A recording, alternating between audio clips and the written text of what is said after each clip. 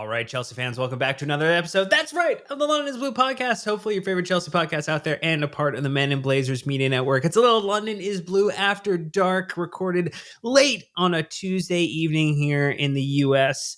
Already the morning, the papers are coming out in circulation, most likely in the UK at the moment we're recording, celebrating a momentous occasion of another clean sheet for Chelsea in back-to-back performances. 5-0 victory against Barrow in the League Cup to advance to the fourth round of the competition. Positive vibes, a sellout crowd at Stamford Bridge, an opportunity for Maresca's men to refresh, reset, to get an opportunity to give fringe players minutes, to show up on the night, to get some cameos from the academy, some Cobham opportunity in it, and to see a hat trick celebration from one Christopher Nkunku. But Nick, on the bounce, just a good vibes type of result for Chelsea. Yeah, nice to have a couple of back-to-back games where you're not sweating the result. This one probably was a little bit more expected compared to West Ham, but Sure about that? well, maybe. This is not 2014 when I think was it Barnsley that beat us in the cup. So yeah, I don't think it's that sort of vibe. This is a whole different team, and it's again, it's confidence building, it's rotation enhancing, it's all of the things that a good team with many good players should do in these sorts of matches when you play a team that is three levels below your station. And so, very pleased about the performance. I'm very pleased that the result was so easily gotten because it allowed us to see some youngsters take the field as well.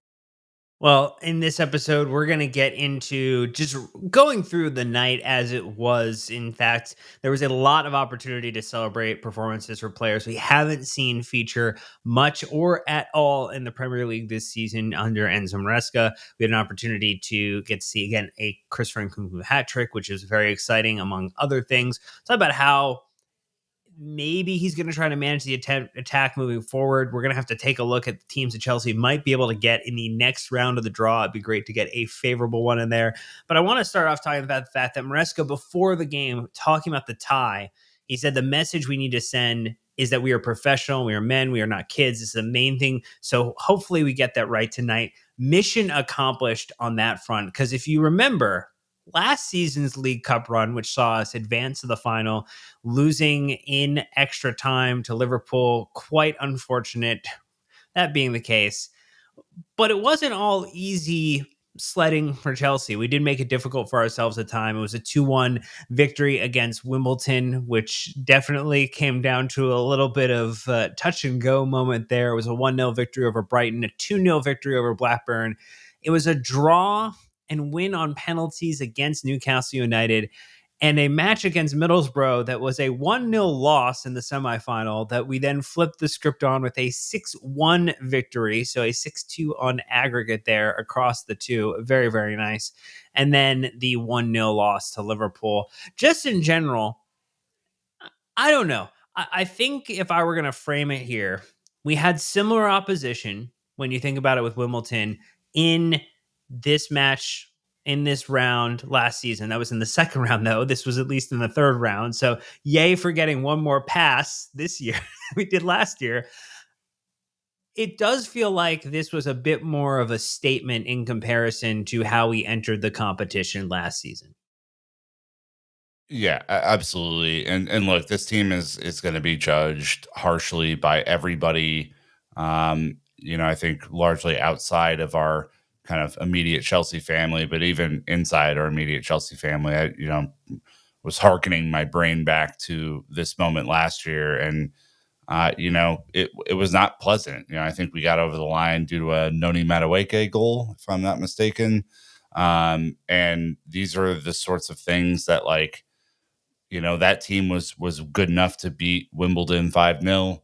This team was good enough to actually beat Barrow 5-0. And these sorts of games, unfortunately, are they should be runouts for a Premier League quality side who has ambitions to challenge for honors. And you know, Chelsea's B team is just simply head and shoulders above a lot of teams, but in particular a League Two side. And I'm glad that the team took it seriously. I'm glad that they went out and had an air of this is a business trip. This is a business sort of thing. Like, we just got to go in and take care of it. And I'm glad the fans were treated to that too, because for a lot of these kind of, we were there in 2019 to see Chelsea play Grimsby Town, and there are a lot of like heartwarming stories. It's not the FA Cup with all like the magic of the cup, but we got to meet some of the Grimsby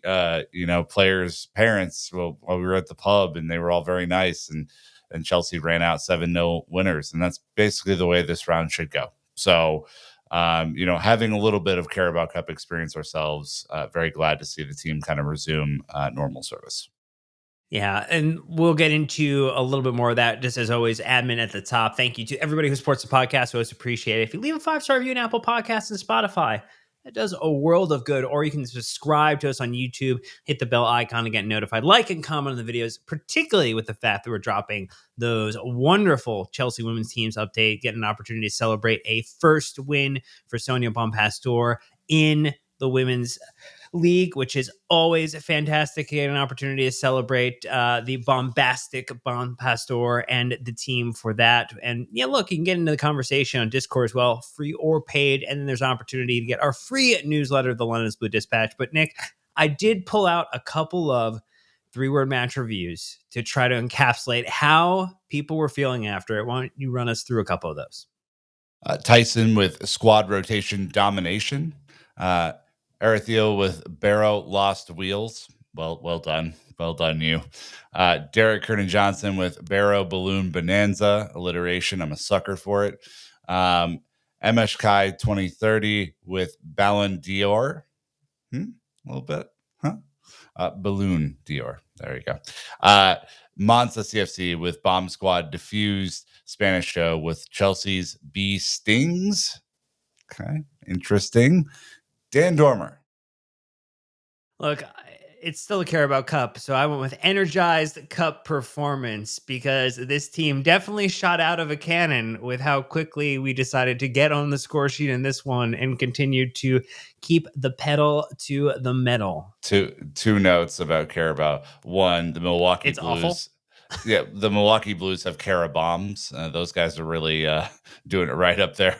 And two, when we first went to London the first time as a group, we tried to do a promo for Carabao, and we recorded this thing. It was supposed to be really good and whatever. It was us drinking Carabao kind of outside of the bridge on the other side of the street, and I ruined the one take that we had when we purchased these Carabaos by saying, "Oh man, it wasn't as horrific as I thought it was going to be." So that's just a little note about Carabao for you. Do you remember that one, Dan? You remember me ruining the take? I do. Can you salvage yourself by giving us a wonderful 3-word match review? I am a sucker for alliteration, as I said, and I went with buoyed by balloons. This could have Okay. been like the movie Up, where the balloons just kind of take the whole thing up. How about that? Yeah, balloons carry bridge or something. That would have been an opportunity. Yeah. That would have been a good one too. It wouldn't have been alliteration though, Dan. So It would not have. Look, we're going to take our first ad break, get it out of the way early so we can jump all into the details about this match. So stay tuned. We'll be right back. Okay, so just a reminder, it was Barrow in the League Cup this past Tuesday, September 24th at Stamford Bridge. Chelsea 5-0 for Barrow. That's right. It was Nkunku in the 8th minute and the 15th minute. It was an own goal, unfortunately, but a Joao Felix major assist with a little bit of a help from the back of Farman. oh man, I still don't. I don't know about this. You don't know how it was awarded, or you don't want to give credit to Joao? Like, what's going on? No, doesn't it seem harsh on Joao for? Oh yeah, absolutely, absolutely. I'm in my mind, it's his. I'm giving it to him. I think it's robbery. Neto ended up in the 48th minute, getting a wonderful one, and then Nkunku in the 75th minute sealed his hat trick. And look, as we mentioned earlier, there was some rotation in this match. And by I say some, I mean a lot for this team. Players that have not featured this season, players who have not featured outside of cup competitions, players who've been on the fringes or struggling to get minutes. So, Nick, why don't you run us through what the starting lineup was and who those subs were that had an opportunity to get in off the bench? Yep, of course, you're going to get the full rotation today. So here you go. Philip Jorgensen makes his return in the cup matches as the goalkeeper. Malo Gusto, a welcome return in this game at right back Amen. after a few matches out. Axel Disasi and Benoit Badiashile resuming the French connection at center back. Renato Vega plays the inverted left back role. Kieran Dewsbury Hall and Cesare Cassidy make the midfield pairing. Didn't see Did you that see that coming. one coming at the beginning of the season? Because I would not have forecasted that one. I didn't. I mean, we haven't seen old Cesare in some time in any sort of match attire, so that was interesting. Mikhailo Mudryk, Joao Felix, and Pedro Neto in the kind of attacking midfield roles, and Christopher Nkunku, hat trick hero, in the forward role. The bench, very interesting as well. Benjamin Chilwell, welcome back, good friend. How are you? Good to see you. Very pleased that he got to play today. Josh Achiempong, the Premier League pronunciations, I've got that video down, comes in the 63rd minute for Disasi. Tyreek George making his appearance for Pedro Neto. Carney Chukwemeka, Carnes, he's back in the 76th minute for Joao Felix. And then Mark Guiu in for Christopher Nkunku, giving him a well-deserved rest after some wonderful play. Unused subs, Betts, Levi Colwill, Enzo Fernandez, and the president, David Washington. Just showing you, and I think there's been a lot of criticism for the size of the squad that Chelsea have had. I think there's still players that you might argue are not going to get a ton of minutes, should have found a loan, potentially could have been sold. But it does, on the flip side, give Enzo Maresca a lot of opportunity in a game like this against a side like Barrow. We're going to see this, I think, in the Conference League as well, where we're going to have a really fresh set of players in the Premier League. We're going to have a fresh set in our cup competitions because players like Cole Palmer, Jackson are not necessarily featuring in games where Chelsea should be able to, with a level of floor being raised relative to the competition we're going up against. And maybe this isn't true next year. If you had the same squad composition and you're talking about Champions League football and Premier League football and trying to balance it, I think you could give this team and this squad a little bit more criticism. But given the competitions we're at right now, given what we have to accomplish this season, it does feel as if there's a little bit of a blessing in the size of the squad and the players available to Enzo Maresca, and the fact that he was able to do this, that he did maximize the opportunity to rotate in players. I mean, Chilwell came in the 46th minute. You had Josh and Tyree coming in the 63rd minute to bring Disasi and Neto out. We know Neto has been a little bit slower to kind of get started in some of this. So, I mean, it was great to see him get that goal. We know Felix has been getting up and involved. Great to see Carnes in an opportunity here too. So I think in general, like that was one of my first big takeaways here is it feels as if Maresca is finding and striking a really strong balance with squad rotation in these matches and how he's balancing minutes for the players. Yeah, and it's, I think you're still seeing players who are working their way back to health too, right? Because, Pedro Neto has not played a full 90. Almost expected him to today, and he was substituted. Nkunku still working his way back from a long-term injury that took away most of his last 2 seasons. Gets subbed, right? Malo Gusto, of course, working his way back. Disasi had a rough offseason. Kieran Dewsbury Hall just coming back from injury, getting 90 today, which is critical. You have Carnes working his way back, after some unfortunate trials this summer, and so on and so forth. So I think it is a mix, Dan, of both rotation and deserved rotation to keep kind of the A team fresh. But I think there's also some maybe some new medical staff policies that are happening here, which is we gotta really stage the comeback. We got to give 45 minutes or 30 minutes to get to 45 minutes, 45 minutes to get to 60, and so on and so on and so on. Because the last thing we need are more injuries that would make this supposedly huge squad look awfully thin as we head into, what we know October, November, and December are every year. And it is a slog. It is a brutal, brutal slog, especially post the next international break. So lots of work to do. And, luckily it doesn't look like any injuries today. Fingers crossed. Look, great opportunity to walk away without any major injuries or new concerns in that regard. When we kind of look at some of the top line stats just for funsies, 71% of the ball possession to Chelsea, 29% to the opposition. We had 8 big chances to their 0, 20 shots to their 5, 1 goalkeeper save to their 6. We had of those big chances, so we missed 5 of them. We did score 3 of them, which again, on the bounce, when you kind of convert on that, that's still 30, almost 38%. So that's a really nice conversion rate on kind of big chances. And I did kind of pull back the fact on a random stat here, Nick. This is only the second time that Chelsea have played Barrow in kind of a major competition of any sort. The last time, the 10th of January, 1948, in the FA Cup. And guess what? Surprise, surprise. It also was a 5-0 scoreline. So Chelsea just like beating Barrow 5-0, apparently. I mean, that's just sometimes the world works in mysterious ways, but that's pretty funny. And look, I think just before we dive into all the specifics here, just like a huge shout to any League Two team that comes to a Premier League ground. If you followed Barrow on social media, they seemed extraordinarily excited to be here. I think they were incredibly gracious in defeat. This is their biggest game of the season by a mile, unless they have a match for promotion, right? So a very, very cool kind of experience for them, and we experienced the kind of same thing with Grimsby when they were.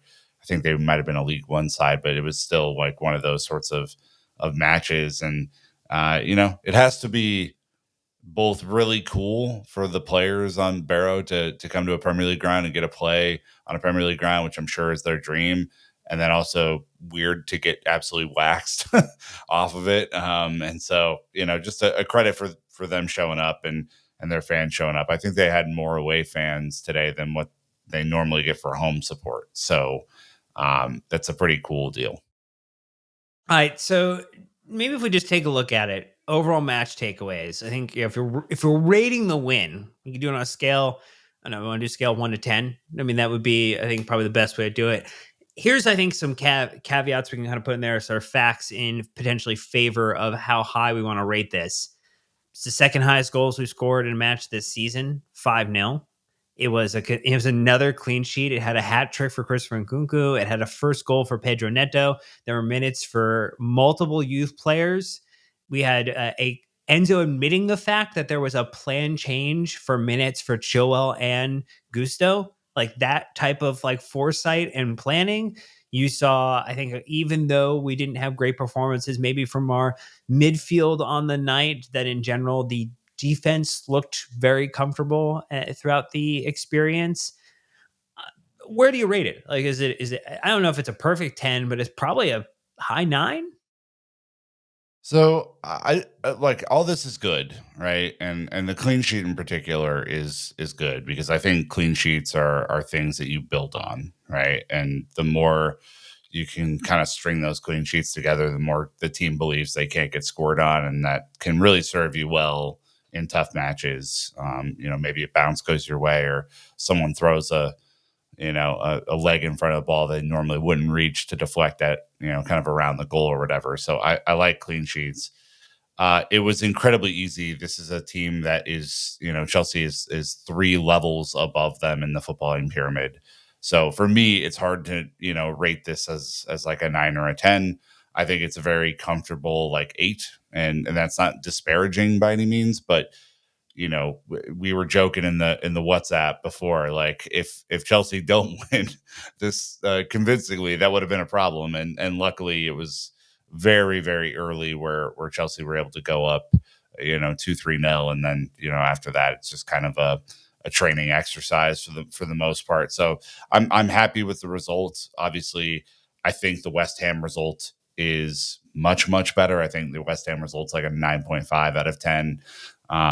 this is for me like an 8 out of 10, and the rotation is great. The fact that Neto gets his first goal, I think, is again those things are really important. Felix kind of robbed of one, but that was an excellent free kick anyway.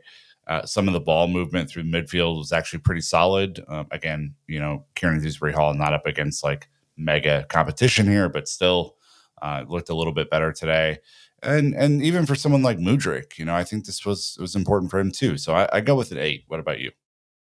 I'm going with a 9. I think, just in terms of like the vibes, in terms of continuing to build upon something, in terms of how Maresca made use of the side. Again, I don't know. I don't know if like there's ever like there's very few 10 perfect games, but I think this to me shaded towards a really, really important and positive result for the side. Great confidence building. You heard Maresca in the post match press conference talk about how happy he was for multiple players on the side, the opportunities that they got in this match, the opportunities that they had. He talked about how challenging it's been to, I think, bounce some of the side and how much more difficult his job is going to be if he has players like Nkunku scoring hat tricks on the random just for fun. So I think there's a lot to take a look for. You mentioned a couple names there.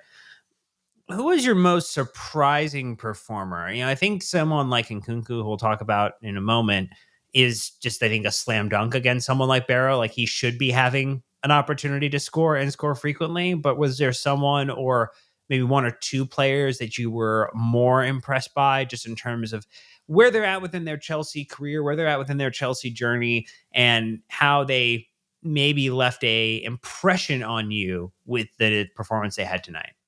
Yeah, I mean, I think Vega and Badiashile on the left side of defense were pretty okay today. I think they're still trying to figure out how to like position Vega appropriately, and this is a guy that's young and who doesn't have a ton of experience at this level, and so I think they're trying to figure that out. But him and Badiashile were actually pretty solid, I thought, and you mixed in Dewsbury Hall and Mudryk. There was some decent ball movement on that side. We have been, I think on for the A team. The A team is incredibly right side dominated, especially when you have someone like Malo Augusto or Madueke or Palmer or Caicedo all on that side. For the A team, that was more kind of right side dominated. It felt a little bit more balanced today, actually, and so. I think the fact that Vega, was playing pretty decent. I think he's a 7.1 on SofaScore. Batty Shield's a 7.9 on SofaScore. So Batty Shield ends up being like your third highest rated performer on the day. Um, again, it's caveat. It's against Barrow. You need to see it against a really good team, but he will most certainly get a play against a good team this year. The matches will come thick and fast, and Colwell's, going to be subbed out, and there's going to be rotation, and so I think just confidence building for those two on the left side of defense to me was a big task, and they acquitted themselves pretty well. Well, I mean, the Baddest Shield is going to be one for me, as I think we saw and had concerns about him after preseason, just on like where he was at. He's someone that I think came into the side initially, had a really good run before picking up some injury and some of the managerial changes, and didn't find himself on the top half or even in the top 1, 2, 3 slots from a center back spot within our team's rankings. So when you think about it, like I think Levi Colwell is probably, without a shadow of a doubt, the number one center back in this side for Chelsea right now. You could argue a lot of them for whomever the number two is, and I think that does change a little bit on the day and date. And I think Bade Shield was the one who I think was definitely on the opposite end, but has so much potential in terms of what he could do, in terms of how he can contribute to this side. I mean, I think that he's someone who's displayed a lot of strong passing before. I mean, he's tall. I mean, I think he 6'4.5", in terms of height there, and he's contributed one goal in his Chelsea career and one assist as well. So like he is someone who could potentially find an opportunity to impact in terms of a minutes perspective from the set piece play too. So I mean, I think there's a lot there. And what I liked is that he found himself in a comfortable position. He found himself available. He was able to, go the distance in this match, which was very nice to see. And so all of this to me, painted a picture of, is this a guy who maybe is not going to feature in a lot of Premier League matches this season, but with the Conference League matches we have, with the cup matches we have, is he someone who will bring himself back into consideration?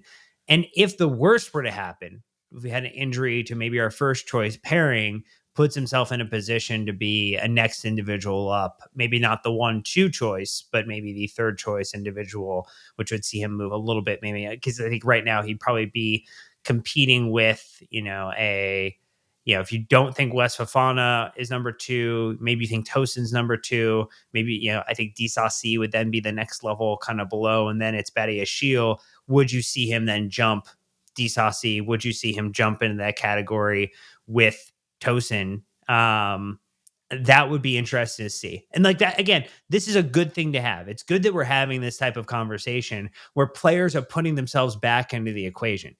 It's far too often we've had matches like this, Nick, where we play aside that Chelsea should handle thoroughly without any issue, where players put in an average to sub-average performance, and then we're pretty much shutting the book on them for their time at Chelsea. I mean, you mentioned someone like Mudryk as well. Like, this is another player who I still think is not, with all of the attackers we have, a first choice option, but he had a much better performance in this game than he's had in other games this season, and ends up making the right decision to square it to Neto for the goal. Like, made the right call, which again I think is one of the biggest criticisms we have had of him.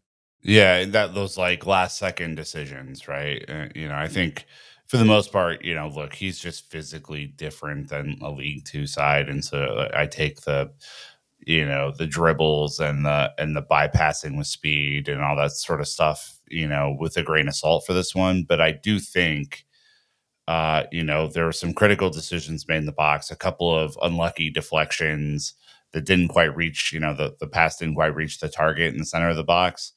But overall, his decision making did look a little bit better. The assist will be good for him, because he didn't have a ton of chances to score himself today, and I think that sort of provider mentality may not be like his number one consideration when he plays football. But it was such a clear opportunity for Neto to score that you don't want to Raheem Sterling it, if you will, and not make the right pass at the right time. And so I'm happy for him. Again, I think they're going to have to be really careful with him, right? Because if the performances would have continued, if they would have kept throwing him in, and the performances would have been bad, the start of the season, that could really fucked with his head. And I don't want that. I don't think he should be starting this team. I've made no bones about that, but I want the best for the guy. Like, and I want him to be like a healthy, happy individual within the team that can contribute. And so I think they're just gonna. I think Maresca's mentioned this. They're gonna have to work with him and figure out how to get the best out of him. And I will say on the other side too, like Pedro Neto on the right wing today instead of the left, obviously with Mudryk. There's a lot to like over there. He's a naturally left-footed player. Gets his first goal for Chelsea. He already had an assist to Joao Felix in the Wolves game a few weeks ago. First goal for Chelsea is a big deal. And, I don't think we've quite seen the best of Pedro Neto either, but this was a much better performance than a few of the other kind of 50-minute cameos that we've seen from him. And so I think as he works his way back up to fitness and they figure out the right way to deploy him down that right side, just the fact that he's left footed has some similar attributes to Madueke. Perhaps there is that sort of like rotational option so that Madueke doesn't get super gassed, if you get where I'm going with that.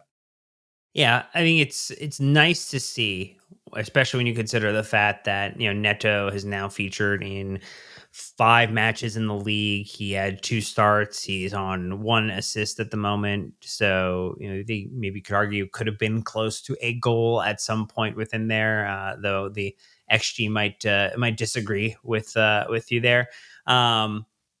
This was a better performance from him, and it was a good way that he combined with players like Felix and others who didn't necessarily have a ton to worry about when it came to just how aggressive the Barrow defense was, and either marking them or trying to hold them down. Like they really were.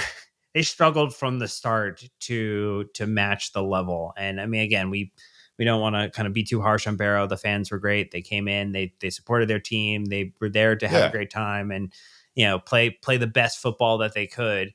And just when you have hundreds of millions of pounds of players, you are going to be the 800-pound gorilla, and you're going to have an opportunity to beat up on those around you, and that's what we expect. We expect that they do that. Yeah, and to me, I want a team that every time they go out there, they take the opportunity that's in front of them. Right? Is this the most glamorous opportunity that any of these players are going to have this year? Of course not. But that's not the question. The question is, can you perform when asked to perform? Right? And very much like American football saying here, like you can only beat the team that's in front of you. You can't beat Manchester City right now because they're not who's in front of you. But you can continue to develop good habits.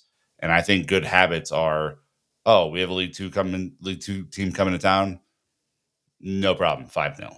Like that's the standard. Those are the good muscle memory things to build up because there's going to be a lot of games where we don't know, if Chelsea are going to win or lose this season. There's 3 coming up in October that are going to be really difficult, right? And so in these games, building muscle memory, getting a clean sheet, having a comprehensive performance, being able to introduce players because players like Tyree George and Josh Achiempong, I need to get that right in my head, are all really important things. And if I were the team, especially the guys who were not, in the squad today, a lot of the A team guys, Palmer and Madueke and Nicholas Jackson, all these guys, I'd be ginning these guys up. Like, go fucking kill these guys. Go do it. Like, let's go. Like, I'd want their success really badly. And I hope that is the attitude in the locker room because we're a big team. This is the way it should be. I do just want to mention, Dan, that there are a couple of folks who got some minutes today that I was really proud of. Obviously, Tyreek and Josh entered the Yeah. game. Maresca says, I was happy with Tyreek and Josh.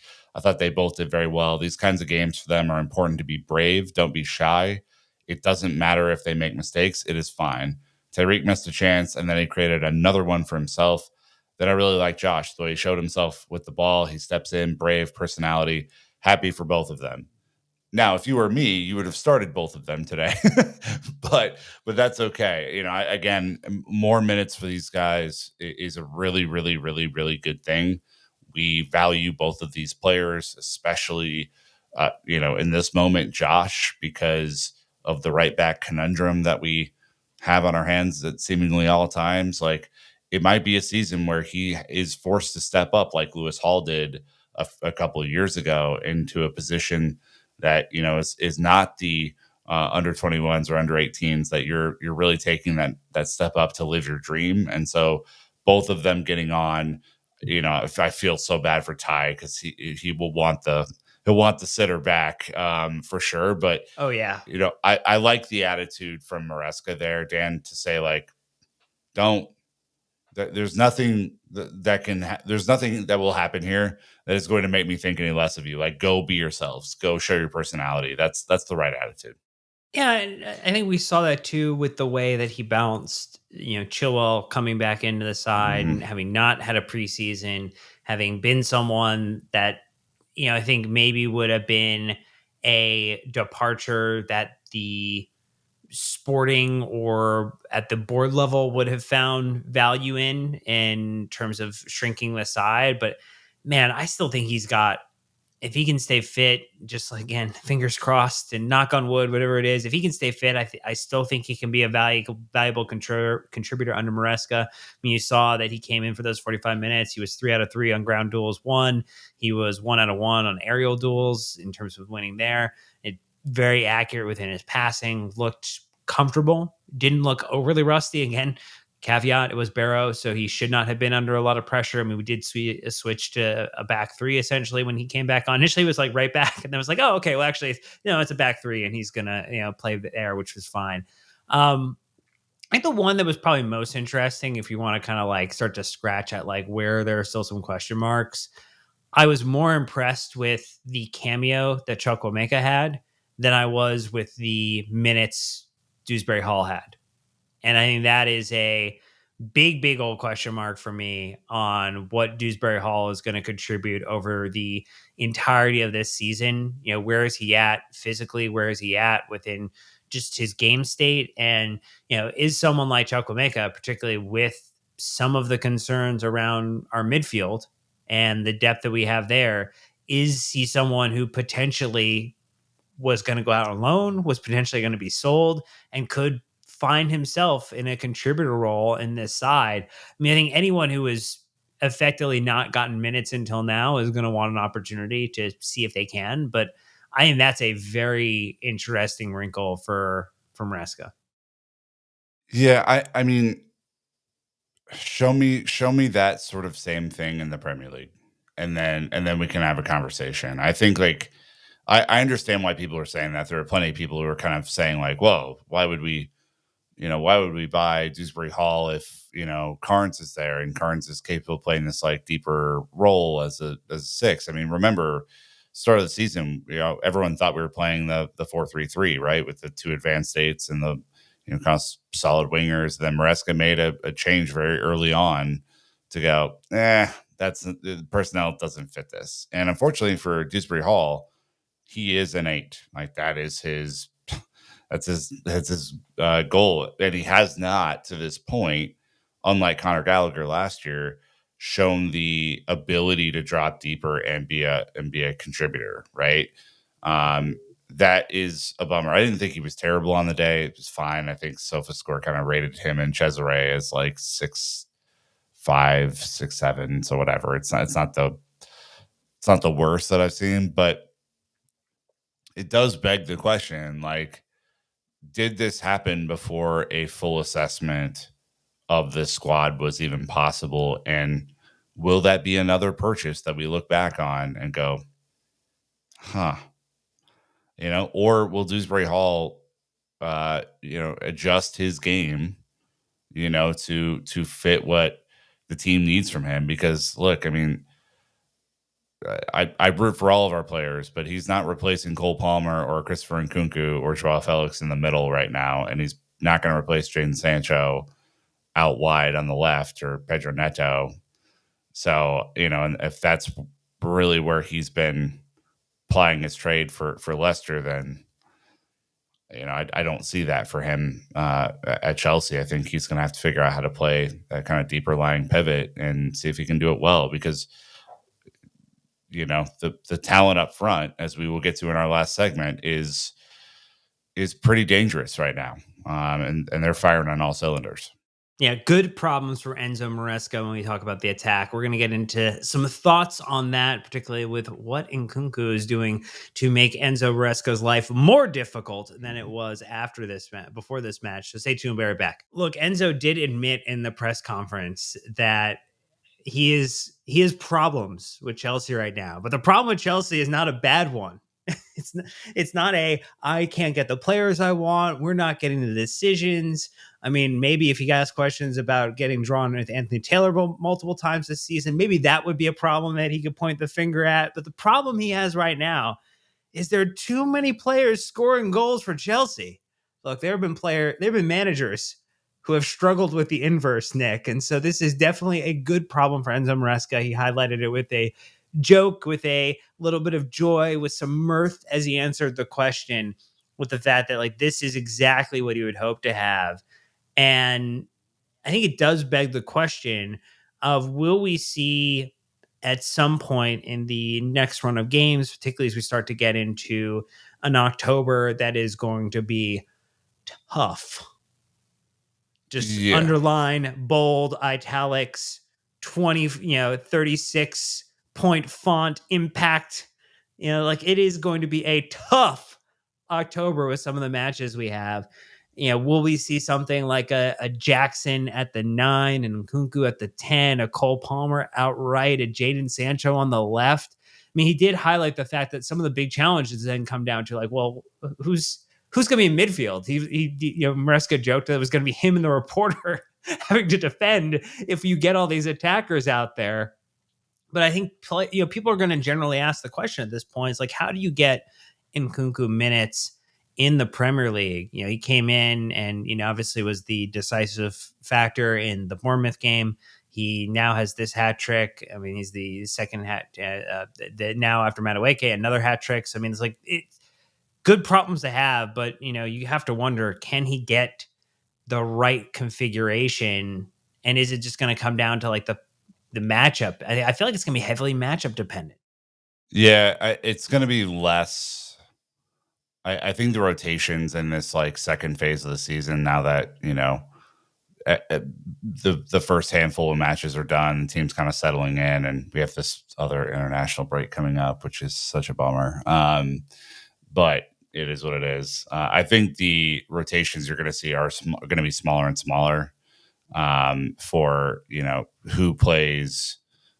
Maybe some of the Europa Conference League games, or who plays against Forest and Liverpool and Newcastle and United and Arsenal.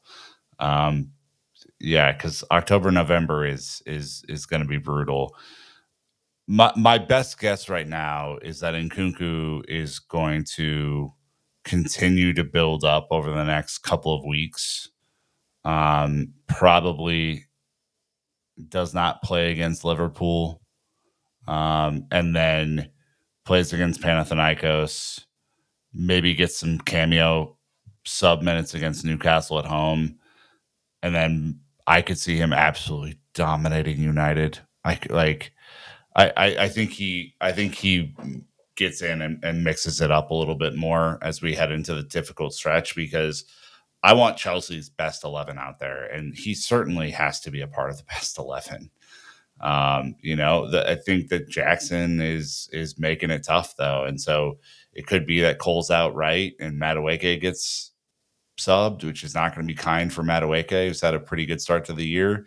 And Sancho's out left, and you have a bunch of really dynamic attackers in what I'm calling the Super Saiyan lineup for Chelsea in attack, who are all stone cold killers in their own right. And then, as you mix in Nkunku into that center where we saw him in preseason have so much success, potentially you see Joao Felix start up top in some of the Conference League games, right? And you slot in someone like Carnes into the 10, or maybe Dewsbury Hall finally gets a roll up front for some of those games, and maybe you see the best out of him, right? So I think it's, while we do have an A team and a B team, and I think there's some of those components will remain pretty firmly in each camp throughout the rest of the season.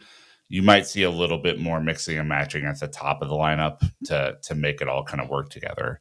I do think, when we play a team, well, let's just take like a Forest or someone who we might be able to, Forest looking pretty good. They're looking dangerous. They're looking all right. Got this guy Callum Hudson-Odoi who's scoring some wonder goals there. Yeah, they're fine. They're okay. But a team like Liverpool wants to have a bunch of the ball, right? Where we might be on the counter a little bit more. Maybe that's a Pedro Neto, Madueke, Palmer game, right? Take the speed and absolutely exploit with Jackson at the top. Team like United, who we're probably going to be in some sort of characteristic slog with, you want your dogs in there. You want the extra bit of quality, and that's going to be an Nkunku game. A game like Arsenal is going to be weird, right? Because Arsenal don't want much of the ball right now. I think they're like 17th in possession at this point in the season, which is, of course, the City game kind of like drags that statistic down because they were basically camped at their own half for the better part of 45 minutes. But if we end up with more of the ball, then maybe that's a Sancho game, right? Maybe that's a Palmer on the wing game. Maybe you bring in Nkunku for that. If we're going to have more of the ball, and we're going to have to manufacture more of those movements, I guess. maybe Nkunku starts up top for that one, and you have a different, sort of collaboration. Maybe it's Neto on the right, and Palmer in the middle, and or Felix even in the middle for a Premier League game. Like these are all the different concoctions that you have. I do think that if you're going to name the top 4 attackers at Chelsea, which I think is the exercise that you were trying to cement me into, it's Cole Palmer number 1, and Nkunku number 2, Jackson number 3, and then it's a grab bag pick 'em for your number 4 spot between Neto, um, Sancho, and Madueke. I think that's fair. I think that's exactly where I would land. I would probably have Jackson 2 over Nkunku, like just slightly. I mean, I think his It's his I stat love them both. improvement I love year them over both. year, and we talked about like how he had a great season for someone coming in from La Liga, coming in from I think a half season kind of wonder, and really found some good footing. It was statistically a little bit of a downward trend in some major categories, but like he's up in so many different categories this season, and I think you get judged unfortunately by your misses at times, which can be a little comical, but he is showing like a lot of people that there's a guy in there. Like there is a top dog emerging, I think, in the Nico Jackson mentality there that I'm very excited for. Very excited for. We call them dudes. There's a dude in there. He's the dude. I mean, there's no doubt. I mean, those 3 are pretty lethal, right? And I think at this point in the season, without a shadow of a doubt, Madueke would be your 4th. Yeah. Now it could be that over the next 2 months that Jadon Sancho becomes your 4th, or that Joao Felix really shows up and becomes your 4th, or Pedro Neto. But like that sort of competition has to just be insane in training, and they all bring something a little bit different to the table. Jackson and Nkunku are probably the 2, outside of Cole Palmer in every situation, who have the best chance though, because they both can play that number 9. And that's just kind of the way that the cookie crumbles when you're putting a lineup together. So Yeah. I think right now Madueke would be the odd person out if those 3 are in there, because Nkunku's really not like your left winger, and so on merit he should be in the team, but that would either push Palmer or Nkunku out wide, and I don't think that's great either. So maybe it's Sancho. I don't know. I don't know. I mean, Cole did a lot of damage from the right wing last season, so there's an opportunity to get frisky with the way that you format that 11 and how they play on the pitch with the attack. But look, the draw takes place tomorrow, or I guess today evening time, so mid to late afternoon in the US, depending upon your time zone. And it won't be a debacle at all. Don't worry about it. No surprise, Nick, that a lot of Premier League teams are advancing their way through Shocked. the cup. You had Tottenham with a little bit of scare against Coventry 2-1, but they were able to get it done. You had Leicester going to penalties against Walsall, which was maybe a little interesting for them. Crystal Palace, they had a 2-1 victory over QPR. Brentford, 3-1 over Leyton Orient, which that was another one. I mean, Stoke City ended up winning on penalties. You had Preston winning on penalties 16-15 over Fulham. That was a very, very Wild. long shootout. Southampton beating Everton on penalties 6-5. Sheffield beating Blackpool 1-0. Man United beating Barnsley 7-0. Aston Villa 1-2-1 to advance. You had Man City beating Watford 2-1. And then there's Arsenal versus Bolton, Newcastle versus Wimbledon, and Liverpool versus West Ham as the remaining matches. Any items of note or preferred draw component that you'd be A quick interested correction, really quick, to my earlier statement that we lost in 2014 to Barnsley. It was Bradford. It was Bradford in? City. Yeah. So sorry about that for those who are like, man, that Verlaney's a dumb idiot. You're correct, but I did remember. But So, not for the reason that you think you were. So in your face, listener. I mean the 15-16 penalty shootout is wild. I mean, that is some kind of record, right? Like, you get through the lineup twice almost. That's insane. I mean, 31 shots in a penalty shootout is probably on the high end of recorded history. Excellent math, Dan. Well done. Southampton beating Everton. Tough time to be an Evertonian. Not great, Bob. That's a tough moment for them. If you're Leicester City, that's a tough one to deal with there. Villa kind of scraping by. I don't know. I think we're all big Bolton fans right now. Come on, Bolton. Let's go. Big Wimbledon fans against Newcastle. And you know what? West Ham's going to get right at the right time against Liverpool, Dan. I just feel it. They're embarrassed. They're coming off a terrible result. And, I think they're just going to do the business. Look, the only thing I would hope for is, like there are very few non-Premier League teams left in the competition at this point. And so the odds are that you are more likely to play another Premier League team than you are to play the Sheffield Wednesday remaining in the competition. Like, I mean, Hey, that's Stoke the, City's in there. Stoke yeah. City. Come on, Preston. Yeah, so I mean, you've got three. You've got three chances, and guaranteed, Man City is going to get one of those to beat up on. No surprise. Maybe Man United will get the fortune as well, and I don't know who's another team. Arsenal or Liverpool will get the third one because they love that. I would hope that, again, we just take it seriously, whomever we get in the Yeah, competition. This correct. is always just a weird one from the date and time placement, when the next round ends up popping up. So that's going to be kind of an interesting challenge and how we balance it. But at the end of the day, you have to play the team in front of you. You have to beat the best team on any given day. And Chelsea did all they needed to do to get into the fourth round of the competition and advance. And hopefully this could be a season where we end up in the final once more.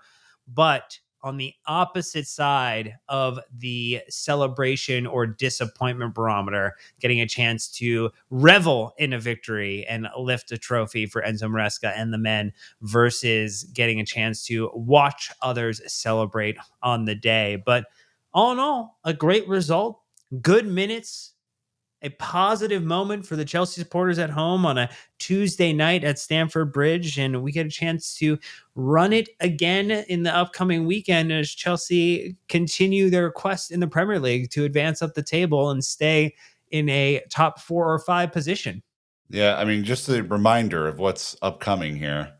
Saturday, the 28th, Brighton at home. Thursday, October 3rd, that first sweet taste of Europa Conference League action. Conference. The conference. They should do the conference. That would be amazing. We have Ghent at home.